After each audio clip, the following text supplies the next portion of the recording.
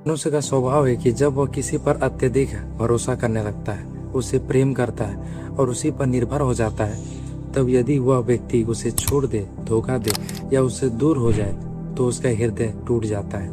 वह निराश हो जाता है, दुखी हो जाता है और बार बार उसी बात को सोचकर पीड़ा में जीने लगता है। लेकिन आज मैं आपसे एक सवाल पूछना चाहता हूँ, क्या आपने कभी सोचा है कि जब हम परमेश्वर के वचन से दूर चले जाते हैं तब परमेश्वर के हृदय पर क्या बीतती होगी? बाइबल कहती है, यह लोग अपने होठों से मेरा आदर तो करते हैं परंतु उनका मन मुझसे दूर रहता है। मत्ती 15:8। परमेश्वर हमसे प्रेम करते हैं, वह चाहते हैं कि हम उसके वचन के अनुसार चले, उसकी आज्ञाओं को माने और उसके साथ संगति करें। लेकिन कई बार हम संसार के पीछे चल पड़ते हैं, उसके प्रेम को ठुकरा देते हैं और उसके मार्ग से भटक जाते हैं। यदि कोई मनुष्य हमें धोखा दे दे तो हम उसका चेहरा भी देखना नहीं चाहते, लेकिन परमेश्वर ऐसा नहीं करता।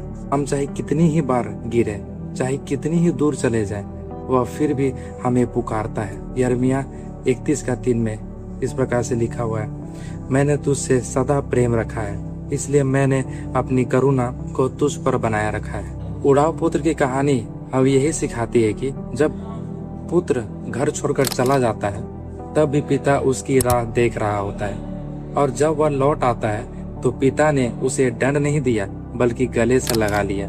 आज यदि आप परमेश्वर से दूर हो गए हैं तो याद रखिए, उसका प्रेम आपके लिए अभी भी वैसा ही है। उसका द्वार अभी भी आपके लिए खुला है, उसकी आवाज आज भी आपको पुकार रही है, वापस आइए। क्योंकि मनुष्य आपको ठुकरा सकता है लेकिन यीशु कभी नहीं ठुकराते। मनुष्य आपका हाथ छोड़ सकता है लेकिन परमेश्वर का हाथ आज भी आपकी ओर बढ़ा हुआ है। आइए उसके प्रेम में लौट आए, क्योंकि उसका प्रेम कभी असफल नहीं होता। आमीन।